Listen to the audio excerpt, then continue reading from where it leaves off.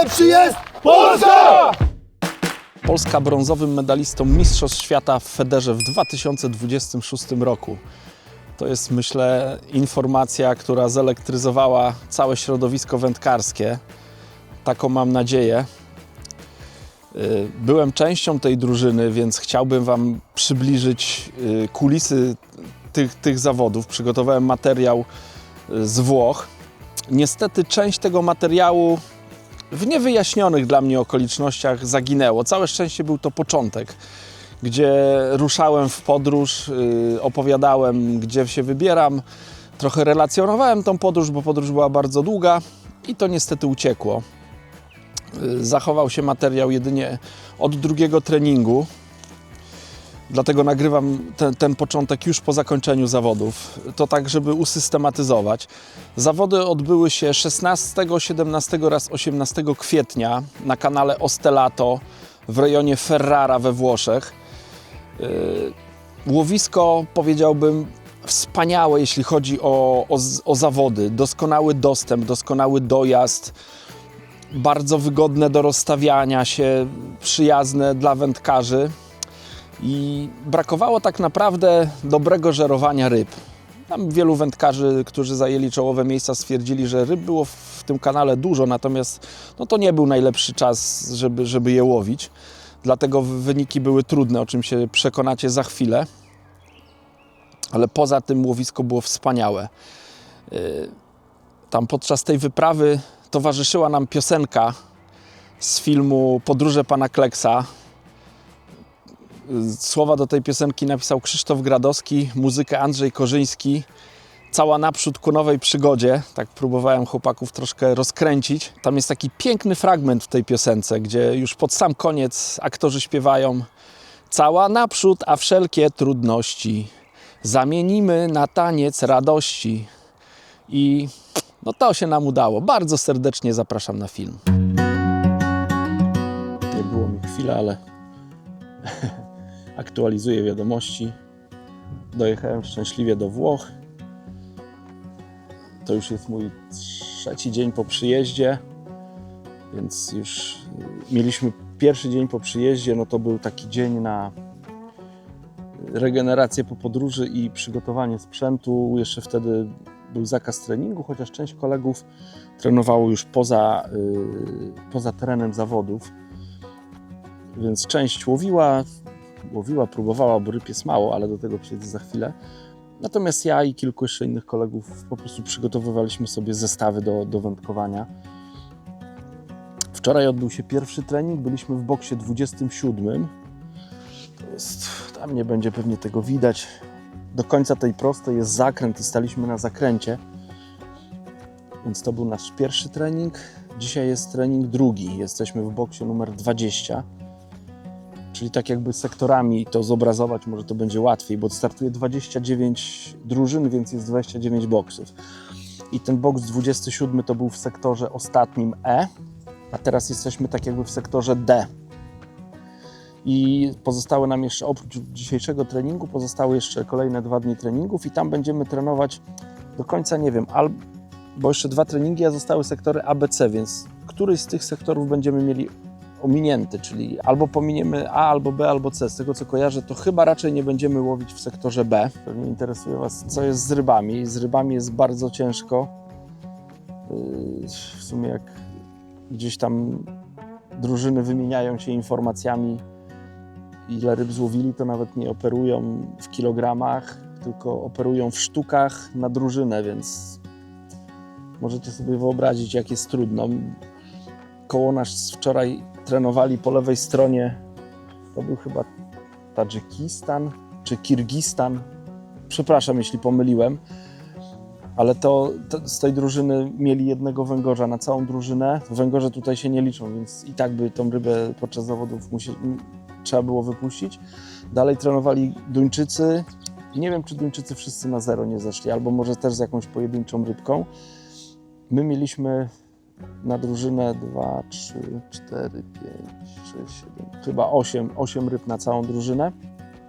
Za nami byli Litwini i oni mieli 11 ryb na drużynę. Więc tak dosyć słabo. Taką rybą, która no, najczęściej tutaj, tak mi się wydaje, trafia do siatki, to są chyba karasie. I te karasie są różne. Ja złowiłem takiego karasia wczoraj 600 gramów, ale są też większe karasie. Gdzieś tam z jakichś zdjęć to widziałem nawet takie 1,5–2 kilogramowe karasie, czyli trafiają się bardzo duże, pojedyncze. To są naprawdę pojedyncze sztuki.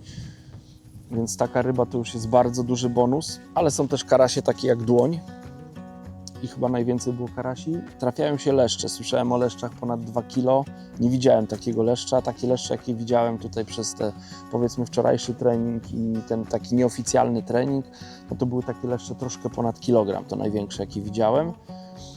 Ale też są leszczyki takie, no troszkę za zegarek. No, będziemy się też dzisiaj właśnie starać, żeby takie leszczyki potrafić złowić, żeby zapunktować, żeby nie było tak, że będzie stres do samego końca zawodów, czy się nie zejdzie na zero, bo najprawdopodobniej w czasie zawodów no, duża część zawodników może zejść na zero, więc zapunktowanie gdzieś tam, przypuszczam, w pierwszej części tury, no to będzie dobry temat, żeby dalej ze spokojną głową łowić dalej i może polować na tą dużą rybę. No to wygląda tak, jakby trzeba by było polować na te duże ryby. Z dużych takich ryb to jeszcze trafiają się karpie. Bartek od nas wczoraj miał karpia takiego, no ponad kilo na pewno. Nie jestem w stanie ocenić, ile miał, nie ważyliśmy go, ale taki ponad kilogramowy karp. Na pewno się trafiają też większe karpie tutaj. No i z takich dla Polaków egzotycznych ryb, no to na pewno są cefale. To są ryby morskie, które wchodzą tutaj do kanału z Ostelato, bo to jest kanał w Ostelato, gdzie teraz się znajdujemy.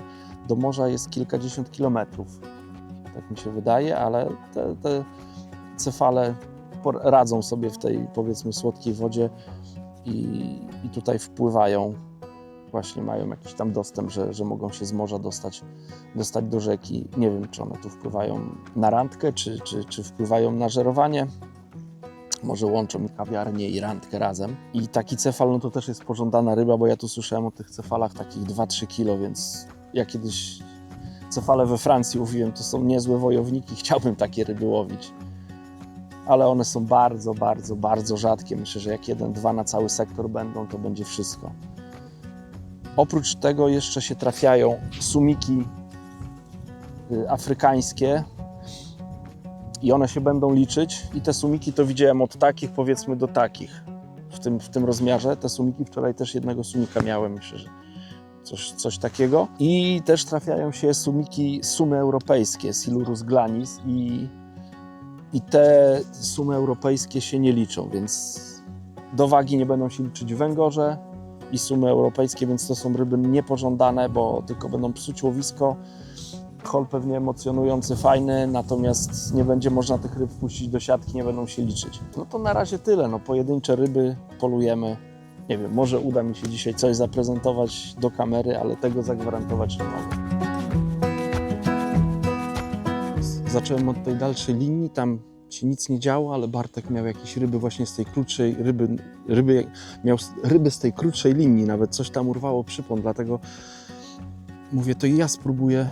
I to jest mój chyba drugi zarzut właśnie na tą krótszą linię. Ciekawe, co to za ryba będzie. Chciałbym leszcza, dużego.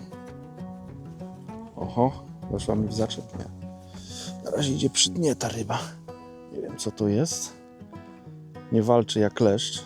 Idzie przy dnie, więc to ciekawe, co to będzie. No tutaj siatka jest, tu minie, nie wiem, fiksuj. Karaś.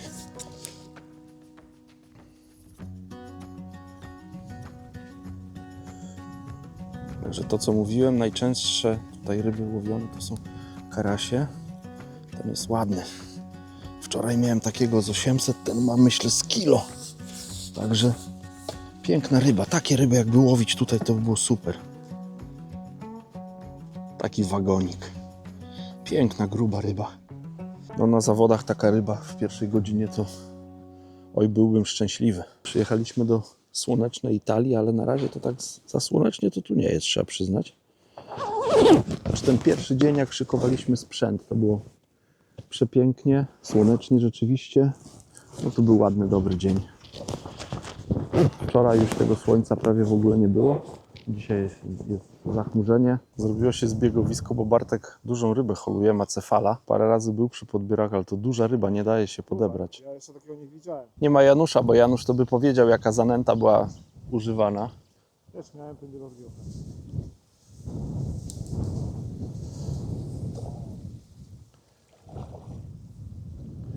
Brawo!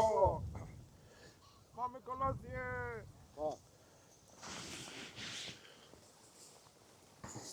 O! Specyficzna ryba. Bartek, gratulacje. Piękna rybka. Coś mi kamera źle zadziałała, więc holu nie zobaczyliście, ale kolejnego takiego baniaczka złowiłem. No będę dalej próbował tego łowienia. Tam z dalszej odległości przyszedł Janusz. Powiedział, że zauważył u Niemców, że łowią na białe robaki w koszyku.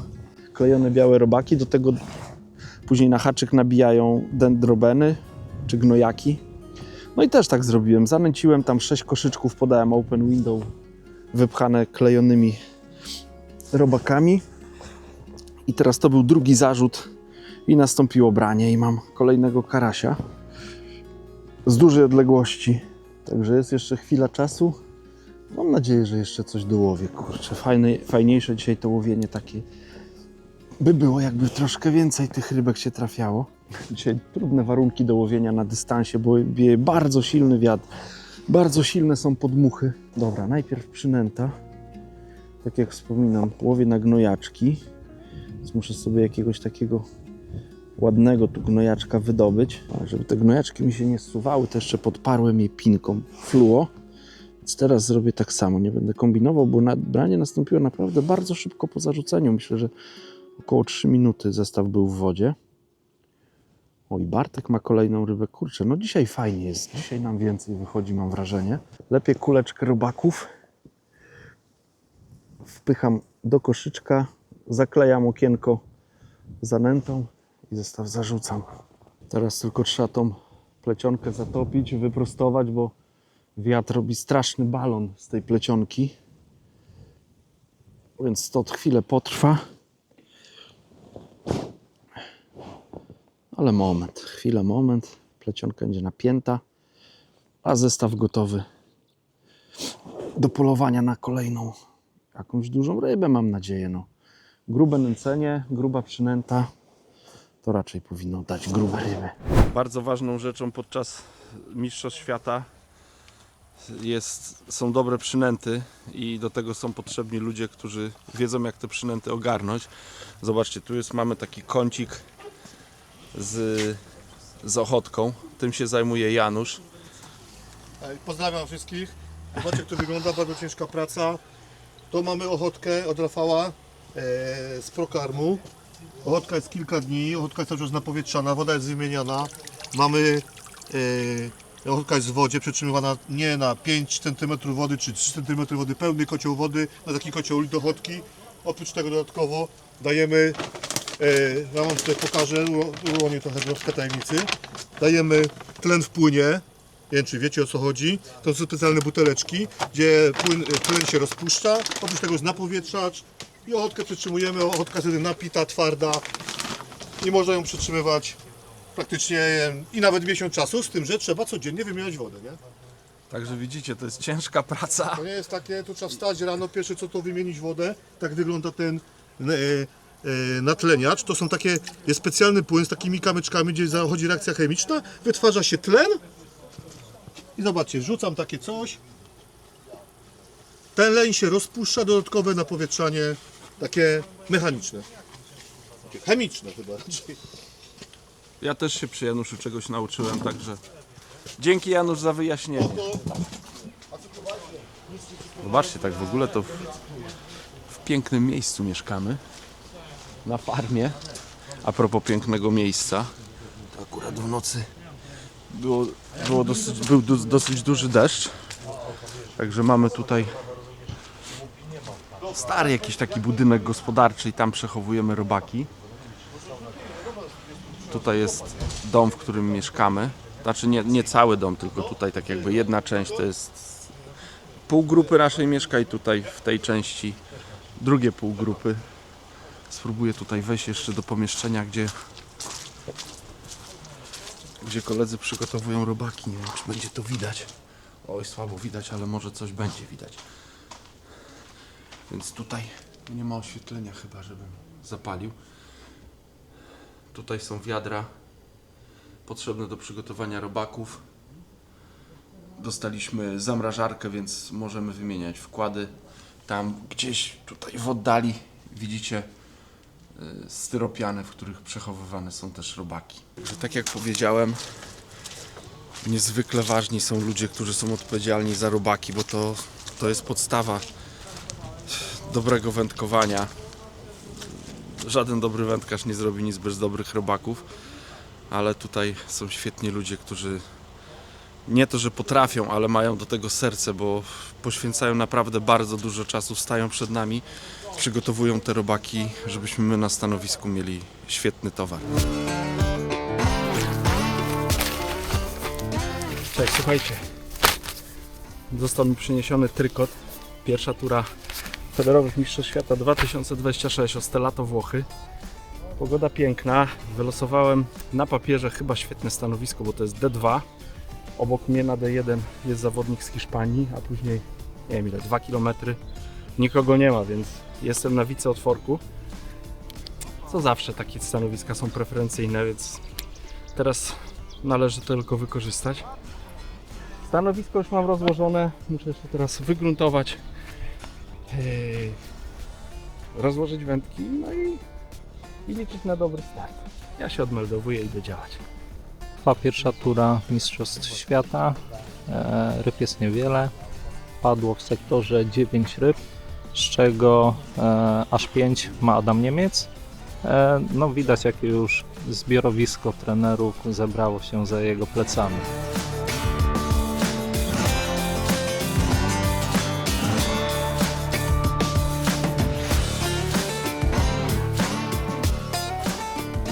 Dwa 480. 2340. 2340. Co panowie, dzisiaj jedziemy na pełnej kół, nie ma strania po krzakach, dajemy siebie nie 100, a 200%, to jest nasz najważniejszy dzisiaj dzień.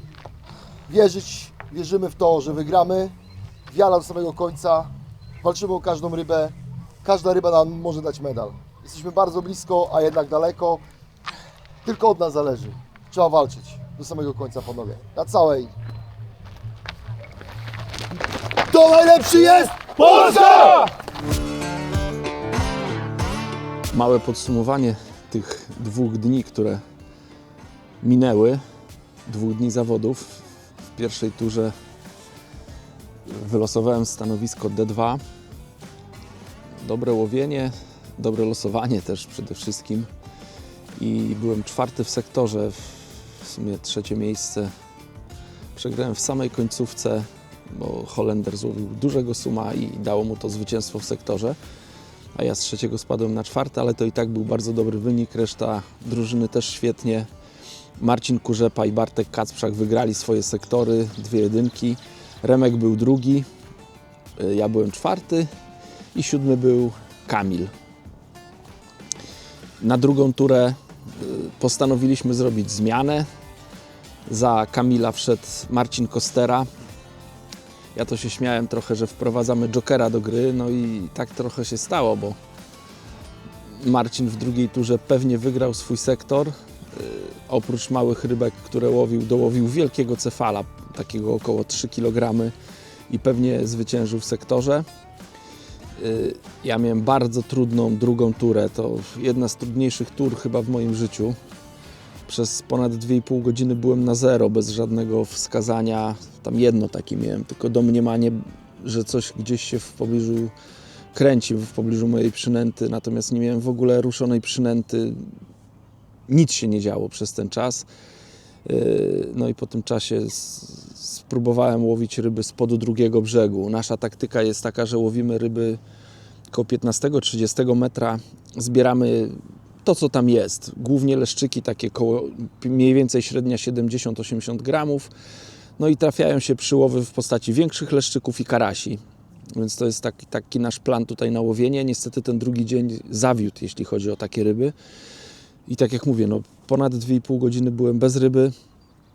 Zdecydowałem się razem z Marcinem, który mnie obstawia, żeby zmienić strategię i przejść na linię daleką. Daleko linia w moim przypadku to było 76 metrów pod drugim brzegiem. I stamtąd udało mi się złowić 3 karasie, które ważyły prawie 1,5 kg, co wystarczyło na 5. miejsce w sektorze. Więc solidne punkty dla drużyny. Mieliśmy jeszcze 2 dziewiątki, oprócz tego i 11.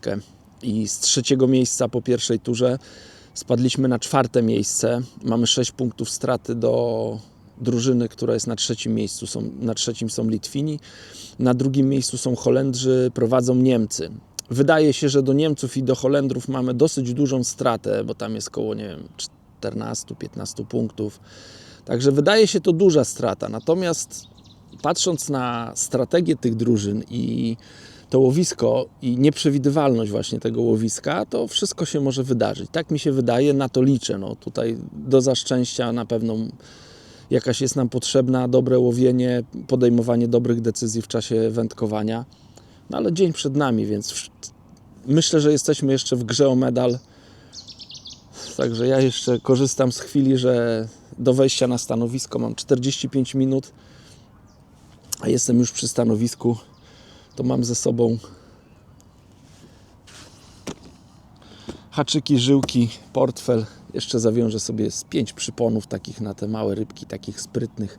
Haczyki dostałem od Marcina Kostery, więc przygotuję to, żeby może ekstra te 2-3 rybki złowić. Mam nadzieję, że będą brały. To jest nasz towar do nęcenia. Tutaj jest jasna glina, do której dodajemy niewielkie ilości jokersa i cięte dendrobeny. To jest na te małe ryby, ale trafiają się przy tym przyłowy. Tu jest żółta zanęta, którą stosujemy na drugiej stronie, żeby łowić karasie i większe ryby. I też na tą turę przygotowaliśmy ciemną ziemię, taką pod sumiki karłowate. Sprzynęt jokers jest kluczowy, dendrobeny i białe robaki. Wędek porozstawiałem jak jakiś wariat, ale mistrzostwa świata, więc musiałem porozkładać wiele. Tutaj 3 wędki są do łowienia na dystansie. Mam nadzieję, że będę łowił tą wędką 4,20 Super AX Distance do 120 gramów. Oprócz tego mam jedną wędkę na sumiki 3,80 do 80 gramów. Jakby trzeba było łowić sumiki karłowate, gdzieś tam poszukać jakiegoś. Mam nadzieję, że ta wędka w ogóle dzisiaj nie będzie mi potrzebna. 3 wędki do łowienia, 3 wędki 3,30 do łowienia na dystansie 30 metrów i tutaj 3 ultralighty do łowienia na dystansie 20 metrów. Wszystkie te szczytówki na 20 i 30 metr są wyposażone w szczytówki Tomka Drewniaka hybrydowe, bo brania są tak delikatne. Jeszcze tutaj może pokażę. Zobaczcie, chowam ochotkę przed słońcem. Koledzy, którzy przygotowują ochotkę czy robaki, zrobili świetną robotę. Mamy taki towar na zawodach, że ojejku, chciałbym zawsze taki mieć. Szczytówki w tych wędkach do dystansu dosyć mocne, 4 uncje, takie, żeby pewnie holować ryby i dorzucić tam daleko. Natomiast nie wiem, czy to widać tutaj, do łowienia tych malutkich rybek giętkie szczytówki Tomka Drewniaka. Przez 2 dni łowiłem w sektorze D, na stanowisku D2, D13. Dzisiaj przypadł mi sektor C, stanowisko C8.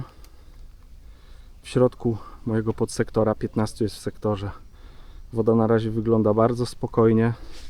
Będę próbował łowić tutaj pod drugim brzegiem te większe ryby tutaj w tych dziurkach. Tak jak jest to białe na drugim brzegu, tam jest najładniejsze dno, więc zobaczymy, czy stamtąd coś wyjedzie. Chociaż ja mam nadzieję, że te małe ryby wrócą i tym sobie poradzimy, bo to umiemy robić tutaj chyba najlepiej na brzegu.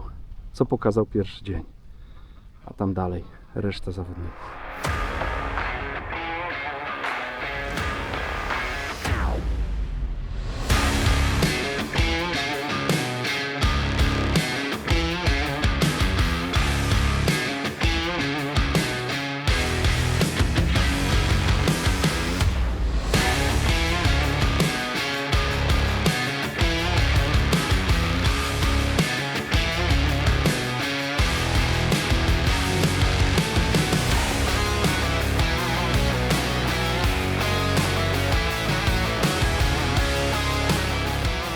Nadaję na gorąco po zakończeniu trzeciej tury zawodów. Kurde, emocje są duże. Powiem Wam, że to była chyba jedna z najprzyjemniejszych tur w moim życiu. Nawet jeśli nie chodzi o wędkowanie, bo to wędkowanie nie było jakieś szczególnie ważne, ale zaraz o tym... Znaczy było bardzo ważne, ale nie było jakieś bardzo wybitne. Natomiast całe emocje, które towarzyszyły tutaj tym zawodom, tej turze, to było niesamowite. Także przechodzę do swojego wędkowania. Wyobraźcie sobie taką sytuację, że zarzuciłem zestaw po raz pierwszy i tak miałem nosa, żeby założyć gruby przypon, duży haczyk, bo mieliśmy ustalenia, że łowimy cienkimi, ale mówię, pierwszy rzut to sobie wykonam na grubo, bo trafiały się duże ryby. I po 2 czy 3 minutach miałem branie i zaciąłem potężną rybę. Udało mi się ją wyholować, lecz 2 kg, więc start miałem świetny. No ale na tym się niestety skończyło, dlatego powiedziałem, że to moje wędkowanie nie było wybitne. Nie umiałem już żadnej innej ryby złowić i skończyłem wagą 2 kg 10 gramów, co dało mi 4. miejsce. Jedynkę przegrałem chyba o 130, dwójkę przegrałem o 130, trójkę o 120 gramów, więc było bardzo blisko, żeby w ogóle było super. Jedynka była poza zasięgiem. Także u mnie w sektorze było super, ale te emocje były dalsze, bo było ciężko też w innych sektorach. Marcin Kostera bardzo szybko też złowił leszcza, praktycznie tak szybko jak ja. Później jeszcze poprawił jeszcze jednym i chyba miał jakieś inne mniejsze ryby, więc Marcin pewnie wygrał swój sektor po raz drugi z rzędu. Więc Joker wszedł do gry, ja to od początku mówiłem. Trudniej było u Kamila, u Remka i u Marcina Kurzepy. Tam były problemy, żeby złowić jakąkolwiek rybę. Chłopaki dołowili tą rybę, więc już było spokojnie. Wszyscy mieliśmy ryby, natomiast no, trzeba by było coś większego złowić. Remek dołowił karpia. Tak jak dowiedzieliśmy się, jeszcze wyników nie wiedziałem, ale ten karp taki około 700 gramów, więc dźwigał w sektorze. Kamil po długim czasie dołowił sumika takiego 500-600 gramów, co też tam w tym jego trudnym sektorze to było super osiągnięcie. Także pozostał Marcin Kurzepa.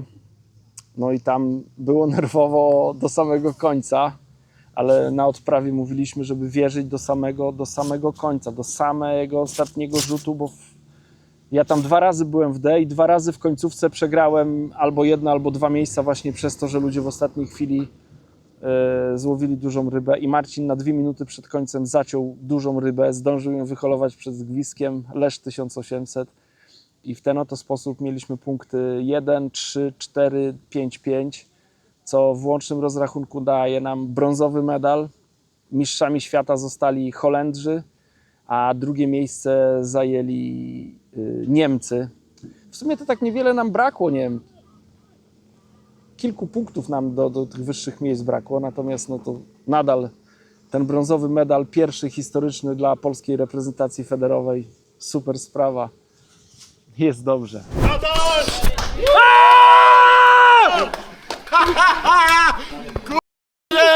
Mamy to! Kiedyś jeden gość mi powiedział tak. Mówiłem, żeby do końca wierzyć. Zabrał kija? Twoja strategia! Tak było! Że tak będzie. Kiedyś jeden gość mi powiedział, że jeszcze ze mną na podium stanie. Razem. Dareczku. O, wiesz, tak dałeś nam do pieca wczoraj przy tym stole.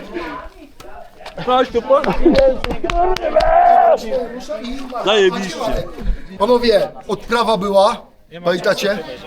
Mocna. I tak zrobiliśmy dzisiaj. Ich wszystkich i to było to. Wiem, jedziemy z kół! Wiesz jak to poszło wiralem na internecie? A to ktoś to Ja puścił to na nagrałem internet? i wpuściłem w internet całą naszą odprawę z rana dzisiaj. No ty Tak, o to chodzi. Tak? Wszystko po kolei jest na necie, będziemy mógł poglądać. Panowie, proszę chwilę o ciszę. Chciałbym wam podziękować z imienia, jako jestem tym trenerem. Bardzo wam dziękuję za tutejszą pracę. Bardzo wam dziękuję. Co mam powiedzieć? Jestem z was dumny. Zajebistą robotę zrobiliście. Posłuchaliście moich poleceń z rannej odprawy, czy moich wykrzykiwań. Dziękuję wam bardzo. Wszyscy się tytanicznie pracowaliśmy. Chciałbym tutaj jeszcze w szczególności podziękować jeszcze Marcinowi, który zrobił naprawdę bardzo, nie chcę przeklinąć, ale bardzo dużo roboty. Wszyscy zrobili mega dużo, bardzo dużo, ale Marcin myślę, że zrobił tytanicznie dużo.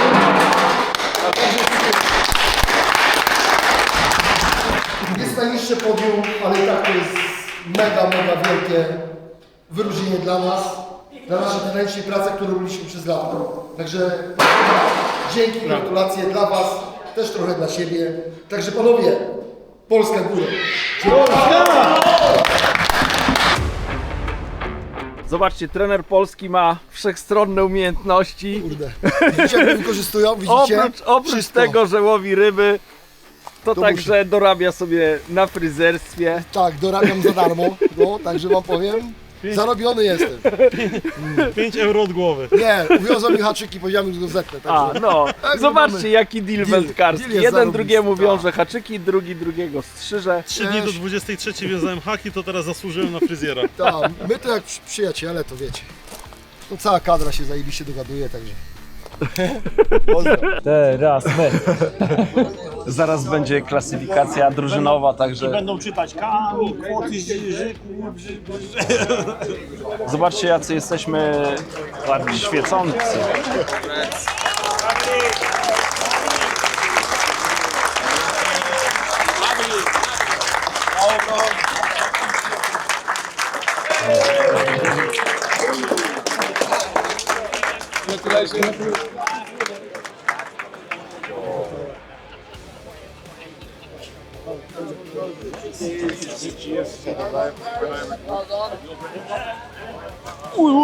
Uważaj! Ale wpadł w dziurę. Nie, ja nie. Sobie. Tak, dobra.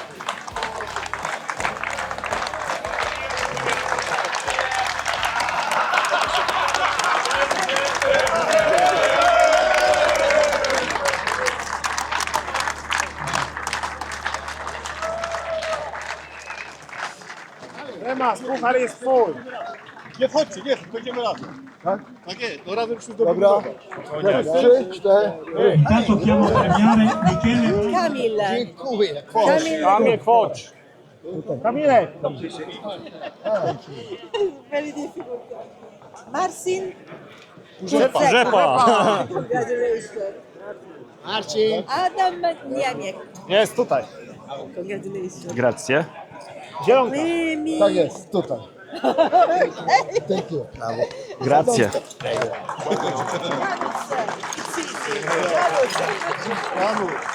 To przecinek, ale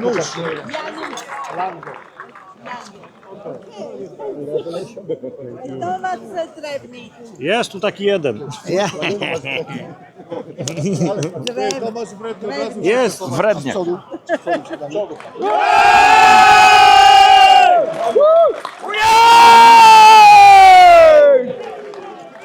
One more time please. 3, 2, 1. Nie wiem gdzie jesteśmy, trzeba wypatrywać ludzi.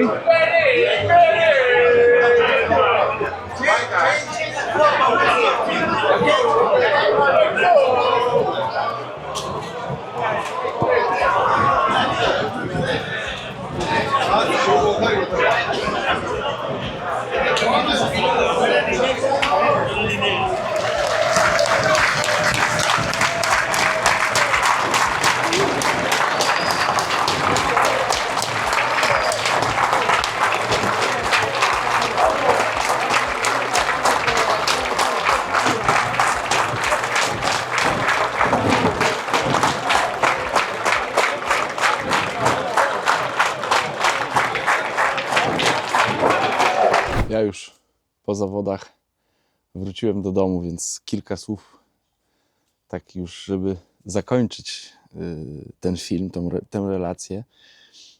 Jak wiecie, zajęliśmy 3. miejsce na Mistrzostwach Świata w Federze w Ostellato we Włoszech w 2026 roku. Świetne osiągnięcie naszej reprezentacji, historyczny moment. Kadra federowa była kilkukrotnie bardzo blisko medalu. Natomiast nigdy tego medalu nie udało się do tej pory zdobyć i no, stało się coś wielkiego dla mnie. Ja trochę ten medal to wiem, że to jest medal brązowy, natomiast on dla mnie waży tyle co złoty. Więc bardzo, bardzo cenne trofeum i zdobyciu temu medalu towarzyszyło wiele emocji, wiele zwrotów akcji. Także wielka, ogromna satysfakcja, że mogliśmy ten medal zdobyć i przywieźć do Polski. Wyniki. Mistrzami świata zostali Holendrzy. Ogromne gratulacje, świetna drużyna. Drugie miejsce zajęli Niemcy, my zajęliśmy trzecie miejsce.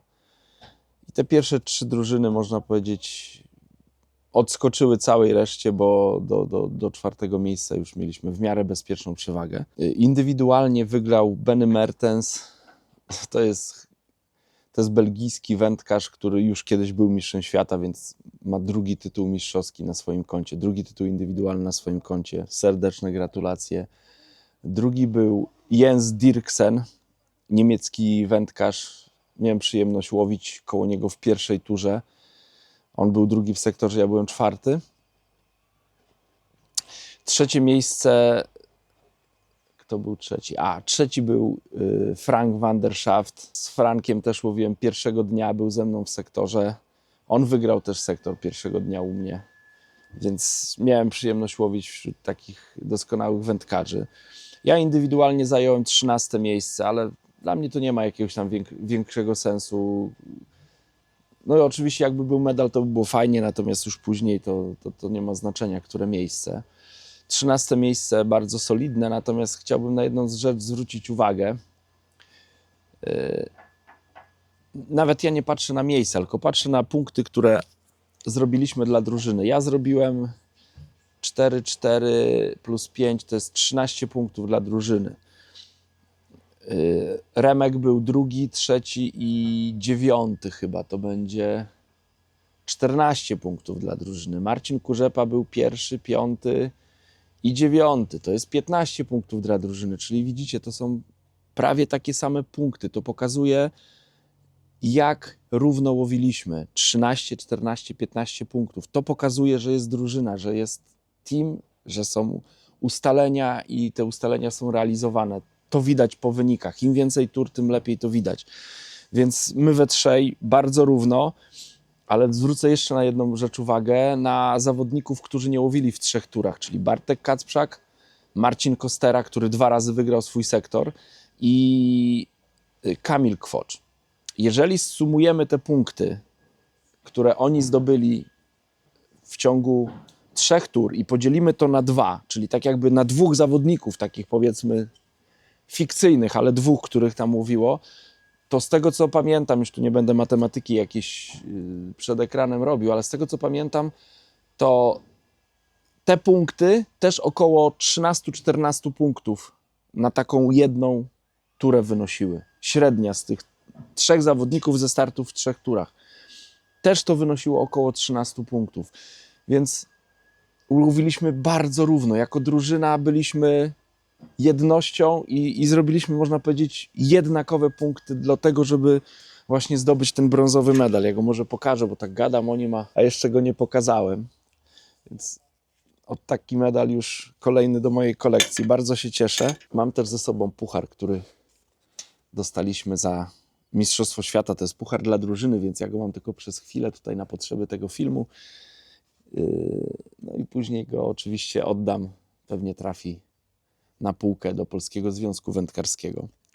Także jak już przeszedłem do Polskiego Związku Wędkarskiego, no to też nie mogę nie wspomnieć o sponsorach i podziękować tym sponsorom za to, że wspomagali kadrę federową w tym roku. Sponsorami reprezentacji w tym roku byli oczywiście w głównej mierze Polski Związek Wędkarski, ale także firma FRB Filocha, Górek, Poland Fishing oraz Prokarm. Bardzo serdecznie, myślę, że w imieniu wszystkich uczestników i tej wyprawy, kadry, dziękujemy za wsparcie. Może też wymienię wszystkich uczestników naszej drużyny, bo to tak jakby każdy w tej drużynie był trybikiem. Ja tu wspominałem o zawodnikach, natomiast no, każdy, kto tam z nami pojechał, to dołożył jakąś swoją małą cegiełkę. Ta maszyna nie mogłaby funkcjonować, gdyby nawet nie najmniejszy trybik, najmniejsza śrubeczka, powiedzmy, w tym urządzeniu, które nazywamy polską reprezentacją. I naprawdę w tym roku wszystko funkcjonowało jak należy. Ja jakbym miał sobie wybrać taki idealny model, jak ma funkcjonować reprezentacja, jak ma ze sobą współpracować drużyna, to w tym roku nam się udało to osiągnąć. Naprawdę tam było wszystko jak należy, więc ogromne brawa dla zawodników. Remigiusz Zielonka, zawodnik i trener reprezentacji Kamil Kwocz, Marcin Kostera, Marcin Kurzepa, Bartek Kacprzak oraz ja, Adam Niemiec. To byli zawodnicy. Nasz wynik nie byłby możliwy bez ludzi, którzy z nami pojechali, którzy pracowali ciężko przy przygotowywaniu robaków, zanęty, gliny, na brzegu, zbierając informacje, przekazując te informacje nam, wcześniej je analizując, więc bez całego sztabu ludzi, którzy z nami byli, ten wynik byłby niemożliwy, absolutnie niemożliwy. Bardzo serdecznie podziękowania i wyrazy uznania dla Janusza Langę, Marcina Cyrockiego, Tomka Drewniaka, Franka Drewniaka, Darka Forysiuka, Michała Jałowieckiego, Pawła Korniluka, Marka Stachurskiego oraz Bartka Imielińskiego. Ja szczególnie dziękuję Marcinowi Cyrockiemu, który przez 3 dni był bardzo czujny u mnie w sektorach, przekazywał bardzo dokładne informacje, co się dzieje. Ja na bieżąco mogłem ocenić swoje miejsce w sektorze, to znaczy robił to Marcin, więc dokładnie wiedziałem, co się dzieje, na co sobie mogę pozwolić, jak powinienem podejść do wędkowania, więc Marcinie, bardzo serdecznie Ci dziękuję za pomoc. Kurczę, chyba o niczym nie zapomniałem. Oczywiście, że zapomniałem, ale dobrze, że sobie przypomniałem. Bardzo serdecznie dziękuję Wam, widzom i wędkarzom, ludziom, którzy jakoś tam uczestniczyli w reakcjach, w komentowaniu pod postami, które wrzucałem na Instagramie i na Facebooku w czasie treningu, w czasie zawodów. Bardzo serdecznie Wam dziękuję za słowa wsparcia, gratulacje, za motywację, za całą dobrą energię, którą przekazywaliście w naszą stronę. Myślę, że to też jest bardzo ważny element tutaj całego tego naszego sukcesu. Bardzo serdecznie dziękuję. To chyba tyle. Teraz już chyba o niczym nie zapomniałem. Dziękuję, że byliście do końca i do zobaczenia w następnym filmie.